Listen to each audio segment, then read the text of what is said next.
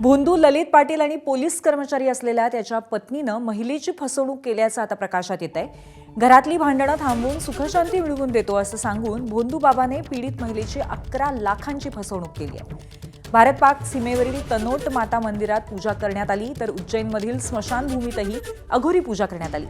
या प्रकरणी 2022 मध्ये गुन्हा दाखल करण्यात आलाय। मात्र गेल्या 4 वर्षांपासून भोंदू बाबा आणि त्याची पत्नी फरार आहेत। आरोपी महिला पोलीस कर्मचारी असल्याने तपासात दिरंगाईचा फिर्यादी महिलेचा आरोप आहे।